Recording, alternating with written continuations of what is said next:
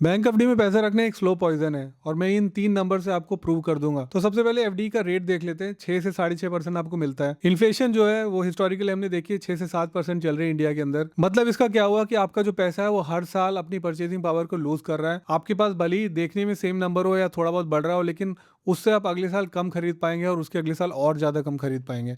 यानी कि आपका जो पैसा है वो नेगेटिव में जा रहा है, बढ़ने की बजाय। एग्जाम्पल ले लेते हैं, 1 लाख रुपए आपने एफडी किया 10 साल के लिए, 6.5% का आपको एफडी रिटर्न दे रही है। इस हिसाब से अगर देखेंगे तो 10 साल के बाद में आपका जो पैसा है वो बनता है 1.88 लाख। चलिए एक और एग्जांपल ले लेते हैं जहां पे आपके पास सेम 1 लाख रुपए है। अब इस बार आपने उसको एफडी करने की बजाय निफ्टी 50 में डाल दिया है 10 साल के लिए। निफ्टी 50 का हिस्टोरिकल रिटर्न हमने देखा है 12% मिलता है। उस हिसाब से अगर आप कैलकुलेट करेंगे तो आपका 1 लाख रुपए 10 साल के बाद में बन जाता है 3,10,000 रुपए। अंतर आप देख सकते हैं 1.88 एंड 3.10। काफी बड़ा अंतर है। क्यों है? क्योंकि यहाँ पे आपको कंपाउंडिंग मिलती है और आपको जो रिटर्न है वो भी बेटर रेट ऑफ रिटर्न मिलता है।